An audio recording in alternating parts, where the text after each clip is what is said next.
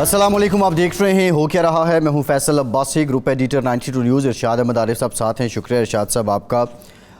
Israel की जानिब से इस बात की तस्दीक की गई है कि जो हमास और हिज़्बुल्लाह के हमले हैं उसमें 2000 इज़राइली हलाक हुए हैं।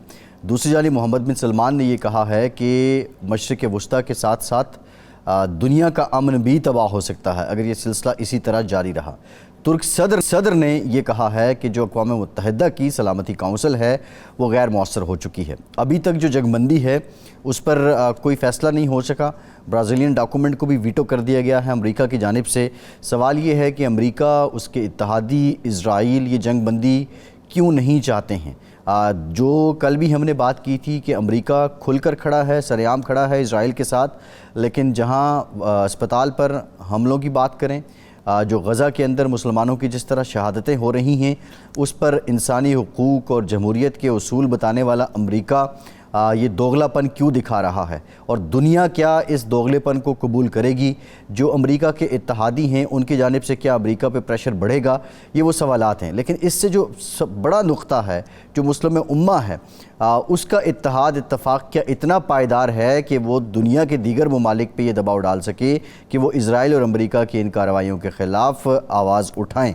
इस वक्त भी गज़ा के अंदर बहुत मुश्किल हालात हैं। पाकिस्तान की जानिब से जो गैर-महसूर लोग हैं उनके लिए इमदाद रवाना कर दी गई है और दफ्तर ख़ारजा ने भी इस बात की तस्दीक की है।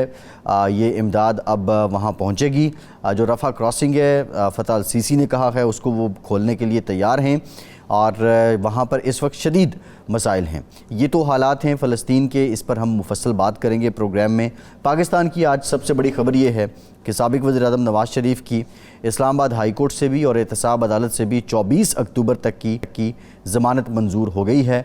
नवाज़ शरीफ अब उनकी जमात के मुताबिक वो इस्लामाबाद लैंड करेंगे और फिर उसके बाद वो लाहौर आएंगे। 21 अक्टूबर को मीनार पाकिस्तान जलसे में वो शिरकत करेंगे। वहाँ पर वो अपना जो लाहे अमल है, उनकी जमात का जो बयानिया है, आने वाले इलेक्शन के लिए जो फ्लोर है वो उसको ओपन करेंगे और ये सारा सिलसिला, इसकी तैयारियां जारी हैं। नवाज़ शरीफ की आमद को लेकर जो सबसे ज़्यादा रद्द-ए-अमल दिया जा रहा है वो पाकिस्तान पीपल्स पार्टी की तरफ से है। गुज़श्ता रोज़ भी बिलावल भुट्टो ज़रदारी ने कहा था कि एक शख्स की वापसी के लिए आइन, जमहूरियत और इलेक्शन को रोका गया है। पाकिस्तान पीपल्स पार्टी और मुस्लिम लीग नून जो कल तक बगलगीर थे, इकट्ठे हुकूमत की।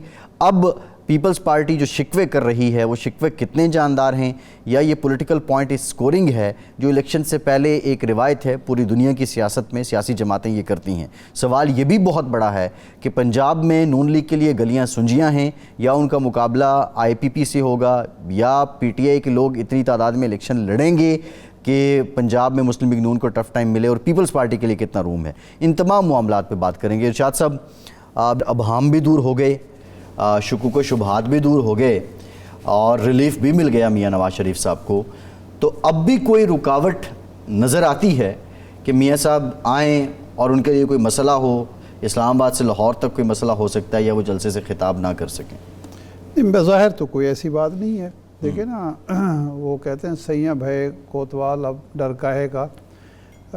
देखें, अदालत में अगर नैब मुखालफत करती प्रोटेक्टिव बेल की तो फिर कोई रुकावट हो सकती थी, लेकिन जब प्रोसिक्यूशन मुखालफत ना करे बल्कि वो कहे कि जी हम तो खुश आमदेद कहेंगे, उनको आना चाहिए, तो उसके बाद अदालत के पास ज़मानत देने के सिवा कोई चाराकार नहीं होता। ये और बात है, ये सवाल कानूनी माहिर उठा रहे हैं कि पाकिस्तान की तारीख़ में मेरा नहीं ख्याल कि इससे पहले किसी सज़ा याफ्ता शख्स को इस तरह की कोई सहूलत दी गई हो। बल्कि कई केसेस में तो ये हुआ कि एक जो अंडर ट्रायल शख्स था या एक मुल्ज़िम था, उसको भी कहा गया कि जी पहले आप यहाँ हाज़िर हों, पेश हों, सरेंडर करें, फिर ज़मानत आपको दी जाएगी जी। और जो ज़मानत चौधरी परवेज़ इलाही साहब को पंजाब लाहौर हाई कोर्ट ने दी थी, उस पर सुप्रीम कोर्ट ने सरदार तारिक मसूद साहब की सरबराही में जो बेंच था उसने सवाल उठाया था कि ये कैसे ज़मानत दे दी गई है आपने जी। यानी बाकायदा एतराज़ हुआ था कि ये ज़मानत आप कैसे दे सकते हैं, हालांकि चौधरी परवेज़ इलाही को कोई सज़ा तो नहीं हुई। लेकिन बहरहाल चूँकि प्रोसिक्यूशन, अदालत और सब फरीक मुत्तफ़िक थे तो उसके बाद वो ज़मानत हो गई। اب کوئی اور رکاوٹ بظاہر نہیں ہے.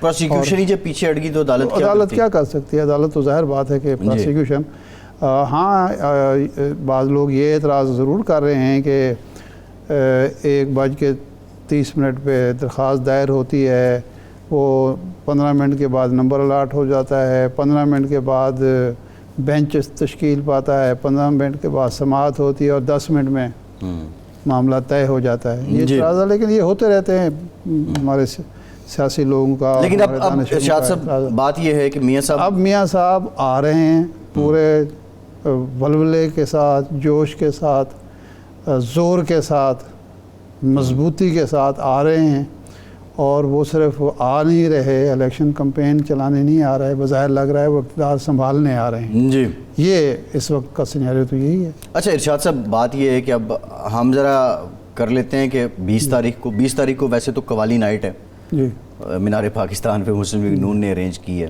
محفل سما ہے ان کی آمد سے قبل, تو چلیں بڑی اچھی بات ہے, لوگ جائیں گے, انٹرٹین ہوں گے.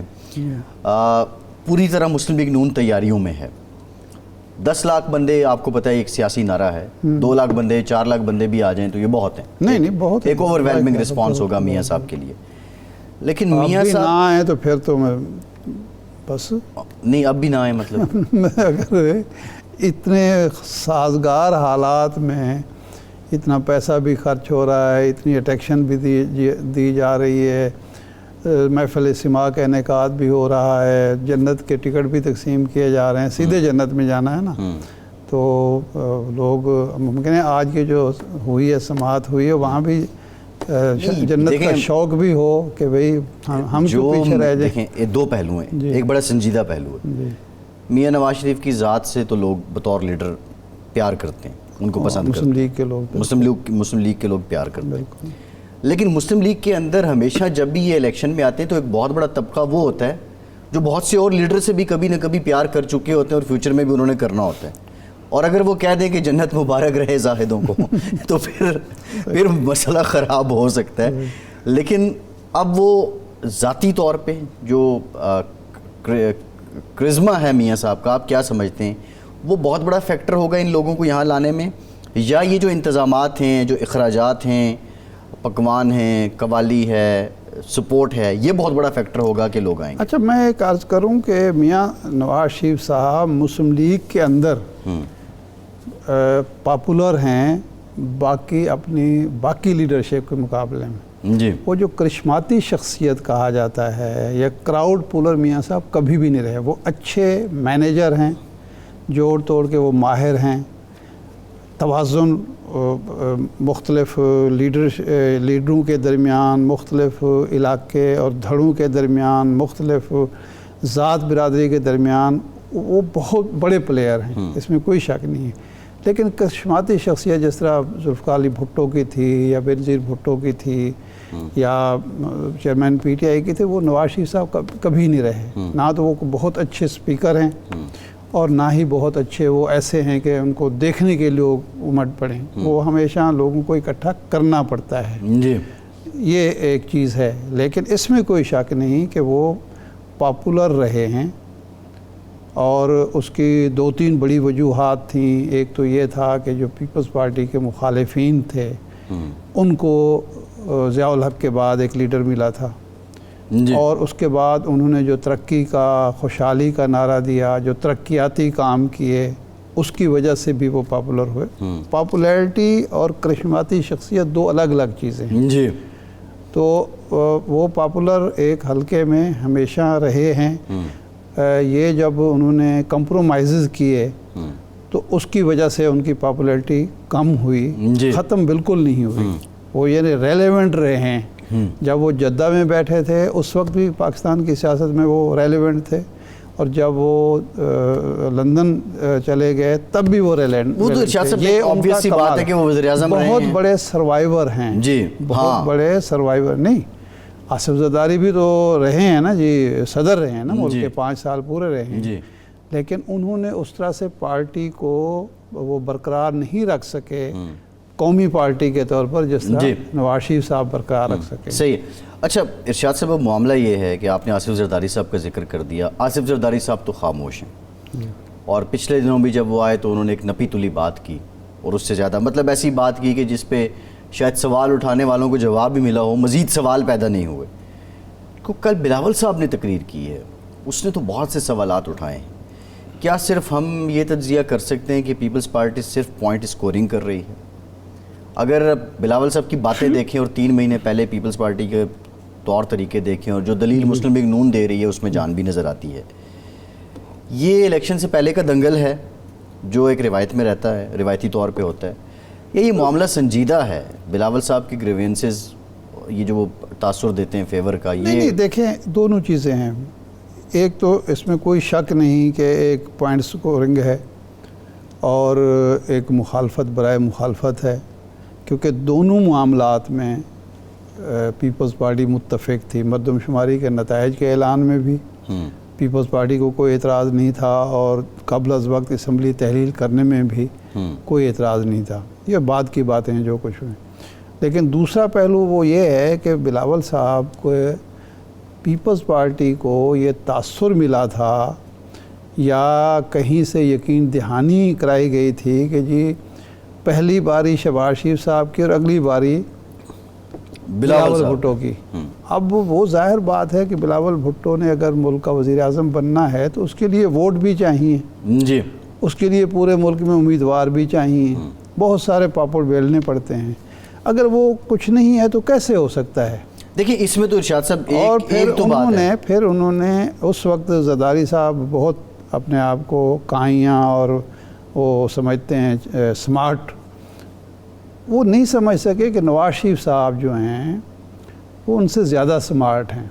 نواز شریف صاحب مل کر کھانے کے، یعنی کم از کم دوسری بڑی پارٹی جو ان کی حریف پارٹی ہے اس کو شریک اقتدار تو کر سکتے ہیں وہ، لیکن شریک اختیار وہ نہیں کر سکتے. اچھا شریک اختیار وہ خود چاہتے ہیں. صحیح ہے، بالکل ٹھیک ہے. اگر وہ اختیار شہباز شریف صاحب کو دینے کے لیے تیار نہیں ہے تو بلاول صاحب یا زرداری کو کیوں دیں گے؟ کس خوشی میں دیں گے؟ صحیح ہے. اب ارشاد سے معاملہ یہ ہے کہ پیپلز پارٹی میرے خیال کچھ اوور کانفیڈنٹ بھی تھی کہ وہ حصہ برائے جسہ سے آگے کا سوچ رہی تھی.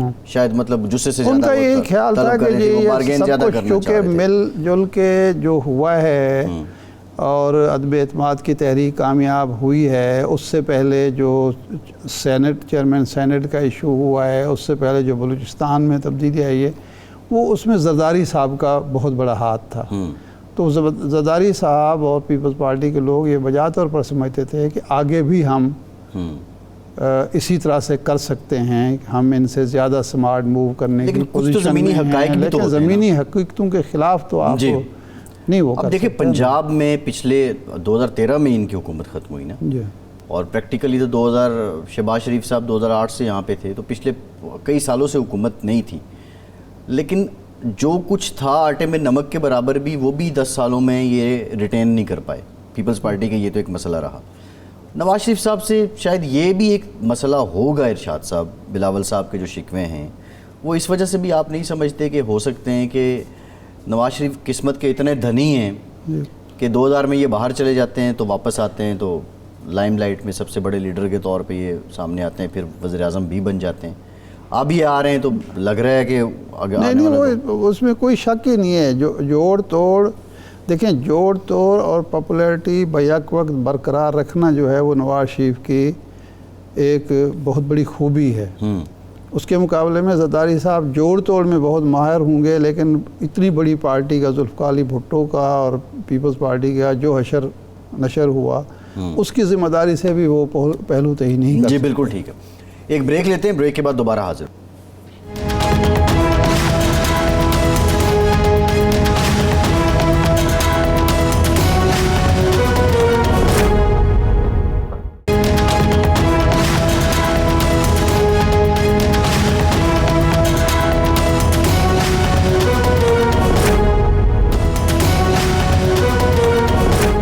بریک کے بعد ایک بار پھر سے آپ کو خوش آمدید کہیں گے. ہمیں جوائن کیا ہے ڈاکٹر خرم عباس صاحب نے. آپ ڈائریکٹر ہیں India study centre, institute of strategic studies ہیں اسلام آباد میں، اور ماہر ہیں امور خارجہ کے. ڈاکٹر صاحب thank you very much for your time. Doctor صاحب 2000 اسرائیلیوں کی جو ہلاکت ہے اس کی اسرائیل نے تصدیق تو کی ہے، لیکن سوال یہ ہے کہ بائیڈن کا آنا، نیتن یاہو کو بغل گیر کرنا، امریکہ کا کھلم کھلا اسرائیل کی بربریت کا ساتھ دینا اور ان کے ساتھ آنا، اور دوسری جانب جو مسلم ممالک ہیں OIC کی میٹنگ کرنے میں بھی ہم نے بڑی تاخیر کر دی، عرب لیگ کا اجلاس بھی تاخیر سے ہوا۔ انفارچونیٹلی تاثر ایک تقسیم کا ہے مسلم کنٹریز میں، یہ کیوں ہے؟ تھینک یو سو مچ فیصل صاحب for having me on the show.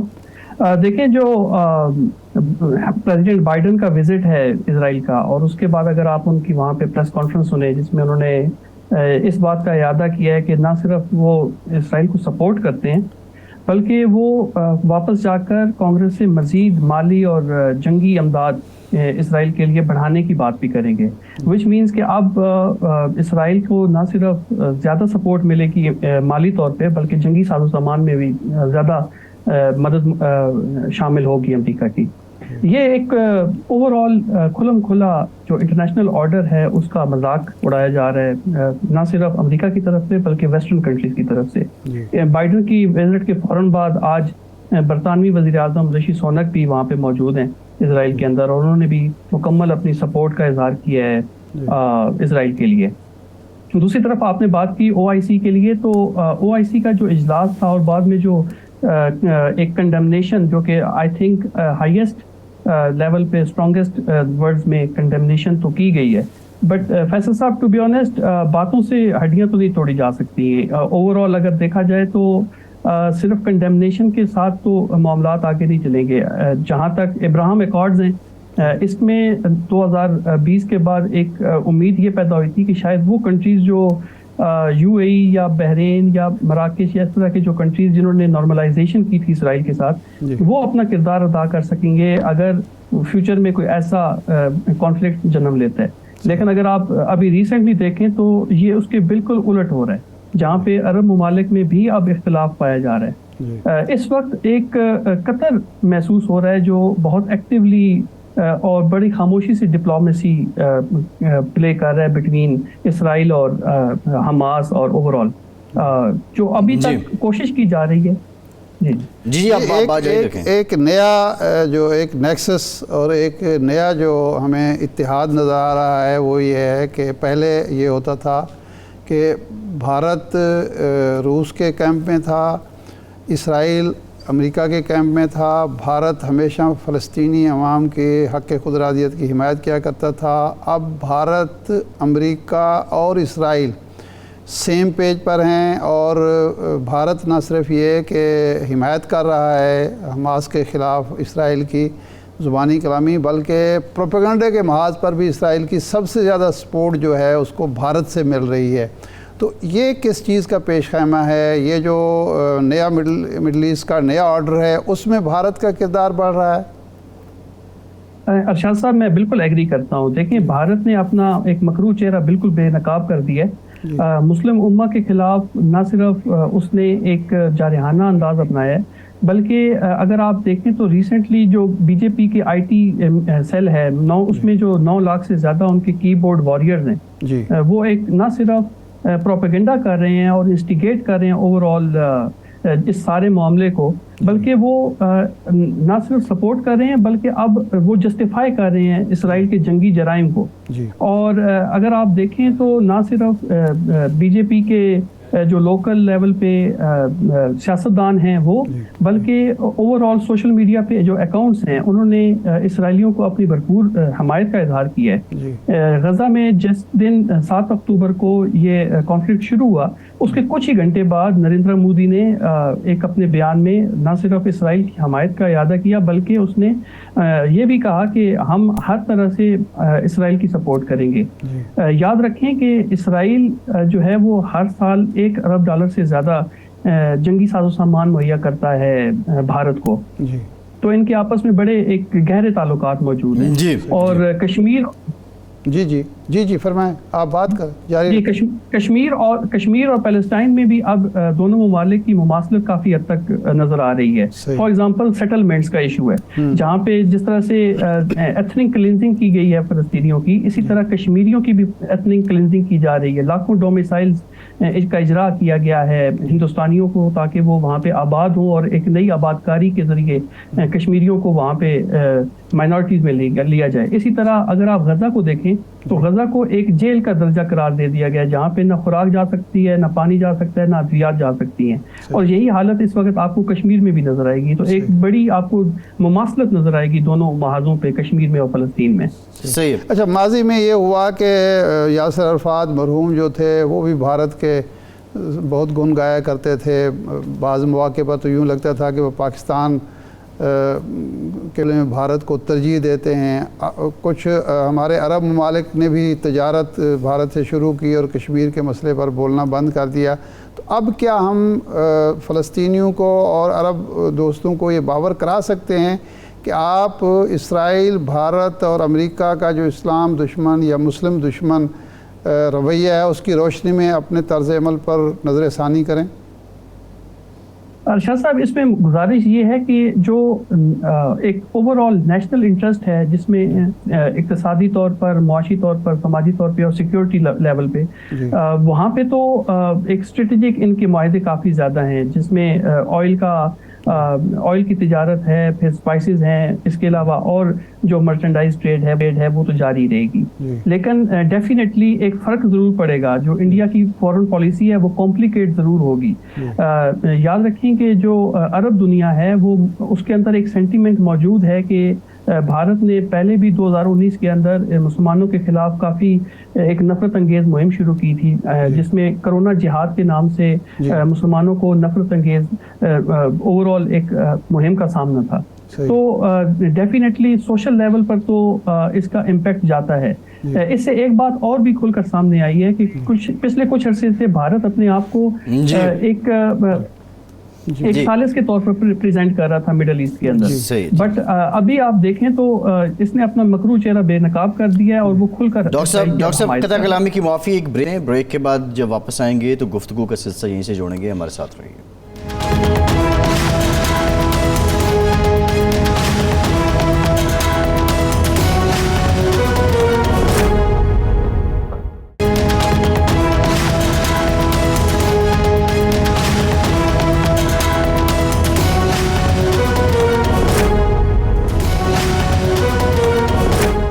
Break کے بعد ایک بار پھر سے آپ کو خوش آمدید کہیں گے. ڈاکٹر صاحب، بریک سے پہلے بھی بات ہو رہی تھی. اب معاملہ یہ ہے کہ حال ہی میں فلسطین کے حق میں اور اسرائیل کے خلاف بھارت میں اسٹوڈنٹس نے احتجاج کیا تو ان پہ مقدمات درج کر لیے گئے.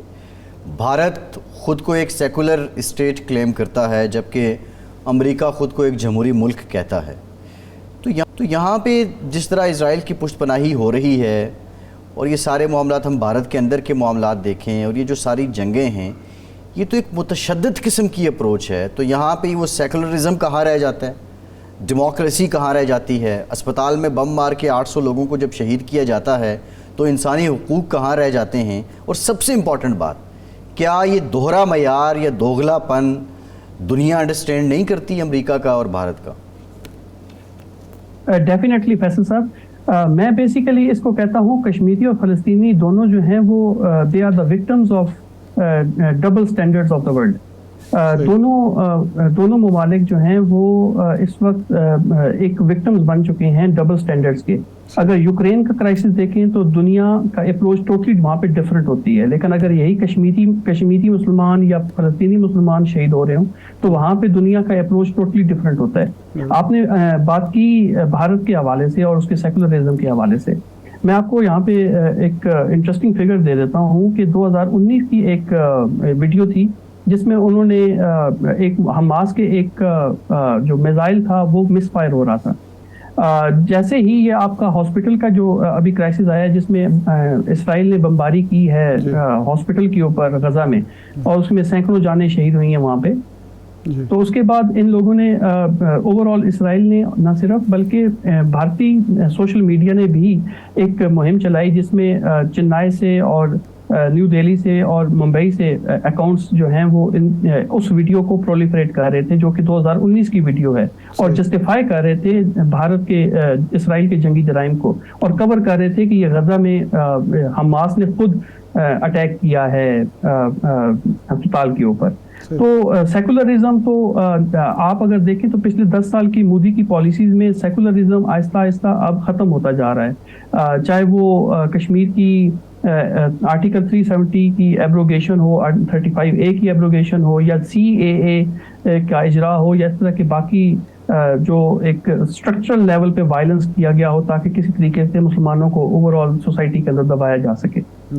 اچھا ڈاکٹر صاحب یہ فرمائیں کہ اس وقت جو صورت حال ہے, یہ آپ نے جو یوکرین کا حوالہ دیا, فائنانشیل ٹائمز نے آپ یہی لکھا ہے کہ مغربی دنیا, یورپ اور امریکہ جو ہے دنیا کو واضح کر رہے ہیں اپنے دوہرے معیار کہ یوکرین کے ایشو پر وہ کہتے ہیں جی روس کی مذمت ہونی چاہیے, لیکن غزہ کے مسئلے پر امریکہ چاہتا ہے اور اس کے جو حامی ہیں سارے یورپی ممالک وہ چاہتے ہیں کہ حماس کی مذمت ہونی چاہیے. تو اب عالم اسلام کو, پاکستان کو, عالم عرب کو کرنا کیا چاہیے, کیونکہ قراردادوں سے تو یہ معاملہ حل ہونے والا نہیں ہے. کیا وہ راستہ مناسب ہے جو ایران نے تجویز کیا ہے کہ یہ تیل کا ہتھیار استعمال کریں, اور جہاں جن لوگوں نے تعلقات قائم, جن ممالک نے تعلقات قائم کیے ہوئے ہیں وہ اپنے سفیر واپس بلا لیں؟ میرے خیال سے اس میں جو مناسب حل ہوگا وہ تو یہ ہوگا کہ کانفیڈنس بلڈنگ میجرز شروع کی جائیں, CBMs شروع کیے جائیں, اور اس میں سب سے امپورٹنٹ یہ ہوگا کہ جو قطر کی اپنی ڈپلومیسی شروع کی ہے اس میں باقی مسلم ممالک بھی اپنا کردار ادا کریں. اس وقت ایک ٹرسٹ ڈیفیسٹ ہے حماس کی طرف اور اسرائیل کی طرف. اسرائیل اپنی فوجیں لے کر غزہ کے بارڈر پہ موجود ہے اور پائل اپ کر رہے ہیں مزید. اس کا ارادہ ہے کہ وہ غزہ میں ایک زمینی کارروائی کرے, مگر وہ اس لیے نہیں کر رہا کیونکہ وہاں پہ حماس نے آلریڈی 150 سے زائد اسرائیلیوں کو یرغمال بنایا ہوا ہے. تو اگر یرغمالیوں کو کچھ یرغمالیوں کو رہا کیا جائے اور as a good will gesture, اور اس کے بدلے ایک جو امداد جو بند کی ہوئی ہے غزہ کی اسرائیل نے اس میں کچھ نرمی دی جائے, جس میں خوراک ہے, ادویات ہیں اور کھانے پینے کا سامان ہے, تو ہو سکتا ہے کہ آہستہ آہستہ کچھ چیزیں بوائل ڈاؤن ہو جائیں. لیکن again at the strategic level I agree with you, کہیں نہ کہیں مسلمان ممالک کو یکجا ہو کر ایک سخت ڈیسیجن تو ضرور لینا پڑے گا. جیسے قطر نے ایک ہنٹ دیا ہے کہ شاید وہ نیچرل گیس کے ریزرو جو ہیں وہ اسرائیل کے لیے بند کر دے. ایران نے بھی اسی طرح کی بات کی ہے.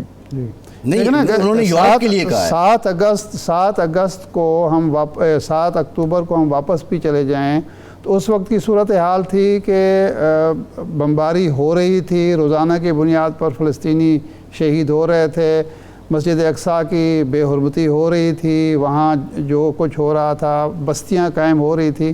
اگر یہ جو CBMs ہوں اس کے نتیجے میں 7 پہ بھی واپس جائیں تو پھر اسرائیل کا ہاتھ کون روکے گا؟ وہ تو اپنی کاروائیاں جاری رکھے گا. بالکل ریاض صاحب, آپ کی بات درست ہے. انفیکٹ یہی وجہ تھی, اسی وجہ کی وجہ سے کہ جہاں پہ حماس اپنے آپ کو بالکل ایک لا تعلق سمجھ رہی تھی پوری دنیا سے, اور اس کو یہ سمجھ آ رہا تھا کہ جیسے اس کے پاس کوئی اور آپشن نہیں رہا, اور اسی لیے اس نے اٹیک بھی کیا. تو ایک سخت رویہ تو ڈیفینیٹلی مسلمان ممالک کو اپنانا پڑے گا. سعودی عربیہ نے بھی ایک سٹانس لیا ہے. سعودی عربیہ نے اب جو اسرائیل کے ساتھ نارملائزیشن کا پلان تھا, ابراہم ایکارڈز 2.0, اس کو بھی ابھی آف دا ٹیبل کر دیا ہے. سو ڈیفینیٹلی امپیکٹ تو آ رہا ہے, لیکن میرے خیال سے اس میں نہ صرف یہ قراردادوں سے نہیں بلکہ عملی طور پر کچھ کرنے سے ہی معاملات حل ہوں گے.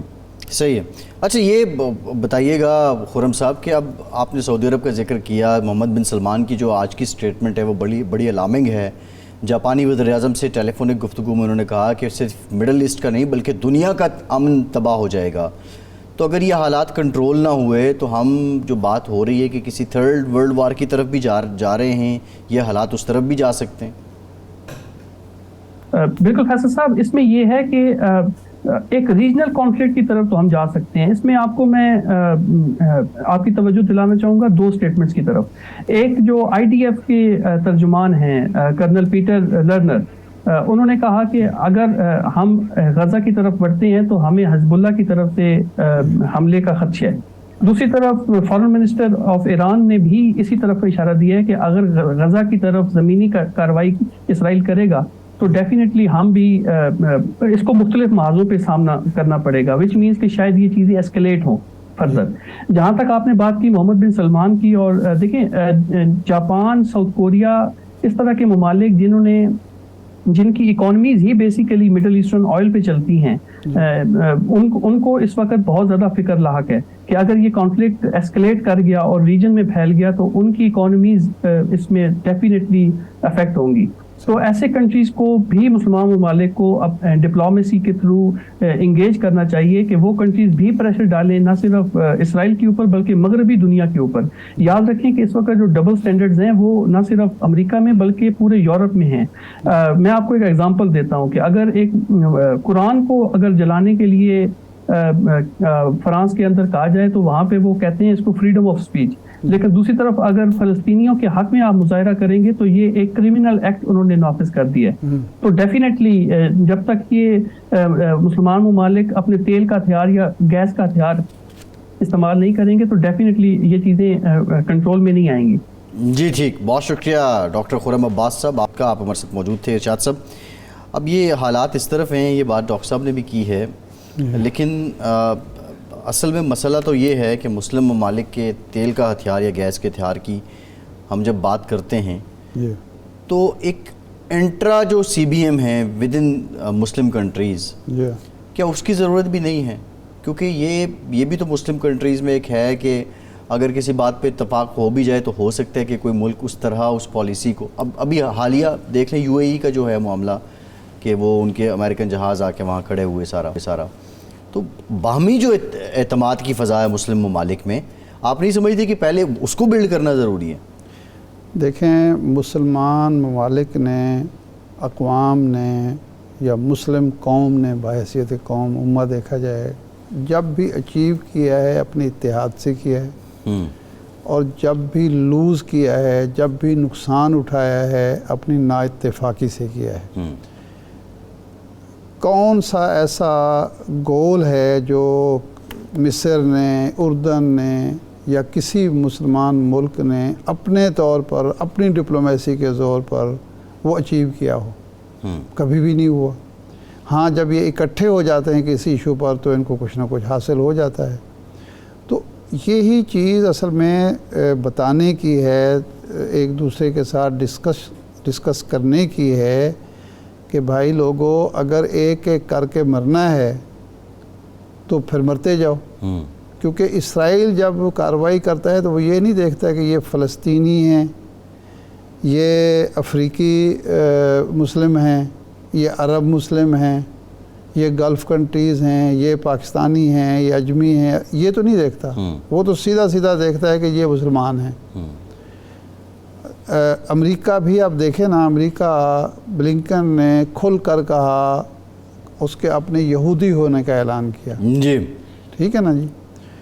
اچھا, ایک چیز کی وضاحت ضروری ہے کہ یہودی بطور ایک حضرت موسیٰ کے ماننے والے پیروکار کے طور پر ہمیں اس سے کوئی بطور اہل کتاب کے طور پر ہمارا ایشو جو ہے وہ زیونسٹ ہیں, صہیونی جو ہیں, جو ہمیشہ سے مغصوب قوم رہی ہے, جس نے ہمیشہ شرارت کی ہے, سازش کی ہے, اور انہی کو یہ حکم ہوا تھا کہ نکلو اور بندر بن جاؤ.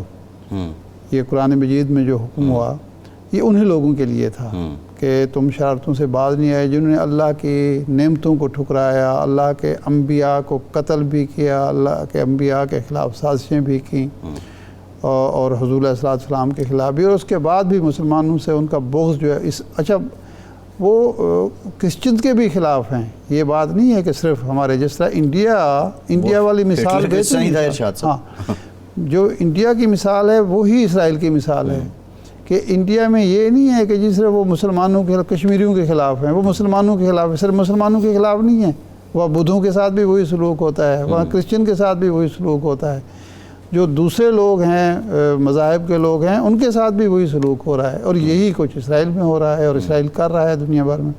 تو مسلمانوں کو اصل میں سمجھنے کی یہ بات ہے کہ آپ لوگ جو اپنے آپ کو مسلمان کہیں نہ کہیں، اگلوں نے آپ کو ٹریٹ کرنا ہے مسلمان کے طور پر، جی، نہ آپ سیکولر ہو جائیں، آپ لبرل ہو جائیں، آپ کچھ عرب ہو جائیں، آپ اجمی ہو جائیں، آپ افریقی ہو جائیں، ان کے نزدیک آپ مسلمان ہیں، جی، اور وہ جب کارروائی کریں گے یا آپ کو سزا دیں گے تو مسلمان ہونے کی سزا دیں گے۔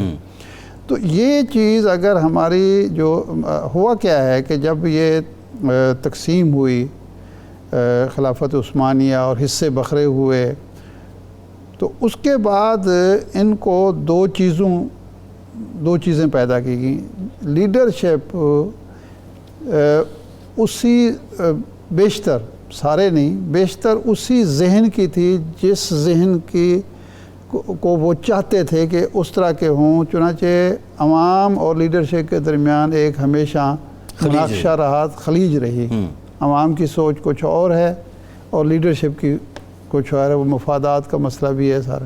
ایک تو یہ کیا گیا، دوسرا وہ روس نے کیا اور اس کی سزا خود بھگتی، وہ یہ تھا کہ قوموں میں، علاقوں میں، ثقافتوں میں بانٹ دو ان کو، کہ نہیں جی یہ تو ایرانی ہے اور یہ تو عرب ہے اور یہ پاکستانی ہے اور یہ فلاں ہے فلاں ہے۔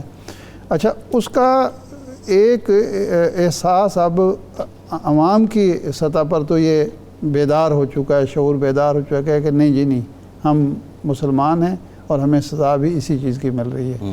لیکن لیڈرشپ کی سطح پر ابھی تک وہ کلیئرٹی آف مائنڈ جو ہے وہ نہیں ہے، جی، اور یہ چیز ہمیں سکھائی گئی ہے کہ ہم اپنا جناب مفاد دیکھیں۔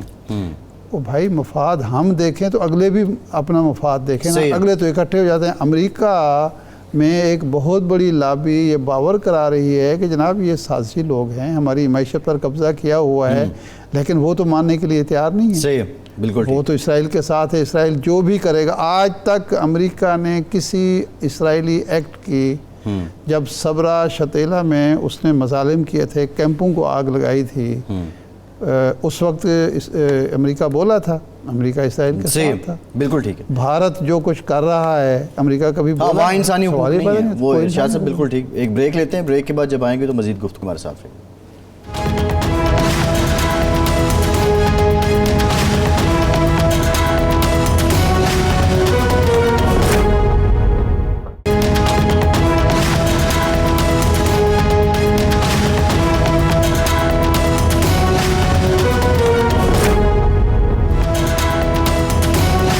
بریک کے بعد ایک بار پھر سے آپ کو خیر مقدم کرتے ہیں۔ ارشاد صاحب، مسلم لیگ نون کی تقریب جاری ہے اور مسلم لیگ نون کا نیا ترانہ جاری کر دیا گیا ہے۔ ساحر علی بگھا صاحب نے یہ ترانہ گایا ہے، کل اس کو جاری کرنا تھا لیکن جو غزہ میں اسپتال پہ حملہ ہوا اس وجہ سے کل اس کو منسوخ کیا گیا تھا۔ ترانے بھی جاری کر دیے گئے ہیں، جوش، جذبہ، ولولہ، اور شہباز شریف صاحب نے انتہائی قلیل خطاب کیا، لیکن انہوں نے کہا کہ آئے گا نواز شریف اور سب کو دعوت دی۔ نواز شریف صاحب کے واپس آنے کے بعد شہباز شریف صاحب بطور صدر مسلم لیگ نون، آپ سمجھتے ہیں کہ ان کی ذمہ داری کم ہو جائے گی، یہ تھوڑے ریلیکس ہو جائیں گے؟ جس طرح پارٹی کو یہ لے کے چل رہے تھے، اب وہ نواز شریف صاحب خود ہی سارے معاملات دیکھیں گے یا یہ ایز اے ورکر لگے ہی رہیں گے؟ نہیں، شہباز شریف صاحب کی ذمہ داری اب بڑھ جائے گی۔ شہباز شریف صاحب پہلے پنجاب کو ڈیل کرتے تھے، اب بھی اگر مسلم لیگ نون کو ہی کلی اقتدار ملتا ہے مرکز میں بھی اور پنجاب میں بھی، تو ظاہر ہے پنجاب شہباز شریف صاحب کو ہی سنبھالنا پڑے گا۔ لیکن یہ چھوٹی بات ہے، بڑا کام جو ان کا ہے وہ یہ ہے کہ انہوں نے برادر بزرگ کو وہ جو معاملات طے ہوئے ہیں ان پر قائم رکھنا ہے، کیونکہ میاں صاحب کے بارے میں جو عام تاثر ہے یا میری بھی رائے وہی ہے کہ وہ جو ٹھان لیتے ہیں تو پھر وہ کوئی کہا تو یہ زرداری نے تھا کہ جو وعدے اور جو معاہدے ہوتے ہیں قرآن حدیث نہیں ہوتے، لیکن عقیدہ میاں صاحب کا بھی یہی ہے، وہ پھر اس پہ قائم نہیں رہتے۔ انہیں اس بات پہ قائم رکھنا اب شہباز شریف صاحب کی ذمہ داری ہوگی کہ وہ کوئی ادھر ادھر پاؤں پھیلانے کی بجائے، ہاتھ مارنے کی بجائے وہ صرف تعمیر و ترقی پر وہ امید سحر بنے اور اس پر توجہ دیں۔ اچھا ارشاد ایک صاحب، بات دوسری جو سب سے بڑی ذمہ داری ہوگی شہباز شریف صاحب کی، شہباز شریف صاحب ہمیشہ مفاہمت کی بات کرتے رہے ہیں۔ پاکستان کو اس وقت وسیع پیمانے پر سیاسی مفاہمت کی ضرورت ہے، تو کیا نواز شریف صاحب اس طرف قدم بڑھائیں گے، یا جو اب تک ان پر ایک غلبہ رہا ہے انتقام کا کہ میرے ساتھ بہت زیادتی ہوئی ہے، ہر طرف سے زیادتی ہوئی ہے، سیاسی طرف سے بھی غیر سیاسی طرف سے بھی، تو وہ سیاست میں مفاہمت کو ترجیح اول بناتے ہیں، یا وہ سمجھتے ہیں کہ جو ہمارے ساتھ ہوا ہمارے مخالفین کے ساتھ بھی وہی کچھ ہونا چاہیے؟ صحیح، یہ دو کام نواز شریف صاحب نہیں کریں گے، اور مریم صاحبہ بھی اس کے لیے شاید تیار نہ ہوں۔ یہ شہباز شریف صاحب کو کرنا پڑے گا، اور بڑے بھائی کو قائل رکھنا، قائم رکھنا، آمادہ کرنا، یہ ان کی ذمہ داری ہوگی۔ صحیح۔ اچھا جس ارشاد طرح صاحب، انہوں نے حکومت چلائی ہے، یعنی ان کی کارکردگی سے ہٹ کے انہوں نے 14 پارٹیوں کو اپنے ساتھ ملا کے رکھا، تنازع نہیں اٹھنے دیا، تنازع نہیں اٹھنے دیا۔ بالکل اب ٹھیک ہے۔ جو باتیں کرتے رہے پیپلز پارٹی والے یا مولانا فضل الرحمان یا مینگل صاحب، لیکن اس وقت تو انہوں نے سب کو نہیں، رکھا نا وہ اپنی جگہ مینجمنٹ پہ، سکل ان کی شاندار ایم تھی۔ کیو ایم کو بھی خوش رکھا، تو وہ کام اب ان کو اب بھی کرنا پڑے اچھا گا۔ ٹھیک ہے ارشاد صاحب، یہ پہلو تو ہو گیا، لیکن اس میں شاہد خاقان عباسی لنڈن گئے، انہوں نے میاں صاحب کو بھی یہ مشورہ دیا، ٹی وی پروگرامز میں بھی وہ کہتے رہے کہ میں استقبال کا قائل نہیں ہوں، میں تو قانونی معاملات دیکھ رہا ہوں، اتنے آسان نہیں لگ رہے۔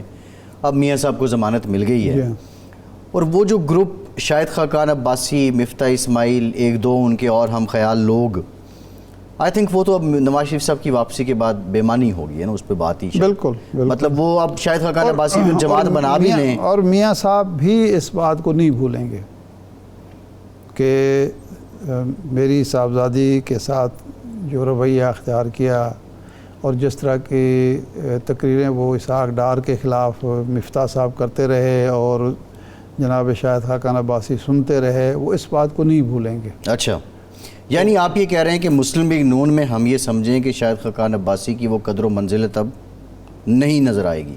شاہد خاقان عباسی صاحب، جناب راجہ ظفر اللہ صاحب، مہتاب عباسی صاحب، یہ لوگ جو ہیں میرا نہیں خیال کہ اقبال ظفر جھگڑا صاحب، شاید اقبال ظفر جھگڑا صاحب، لیکن انہوں نے بات کوئی نہیں کی، وہ علیل بھی ہیں جھگڑا صاحب، لیکن خاموش ہیں۔ جی لیکن ارشاد صاحب ایک پہلو اور بھی ہے کہ اگر یہ جو جن لوگوں کا آپ نے نام لیا ہے، مفتاح صاحب کو تو خیر کراچی سے سیٹ نکالنا مشکل ہے، وہ پہلے بھی نہیں نکال سکے، مہتاب عباسی، شاہد خاقان عباسی، یہ ایک بار ہی ہارے ہیں اپنا حلقہ، ابھی یہ صداقت عباسی سے ہارے تھے، اور مہتاب عباسی صاحب جو ہیں وہ لاسٹ ہارے ہیں، ورنہ ہار ان کے مقدر میں ہم نے نہیں دیکھی۔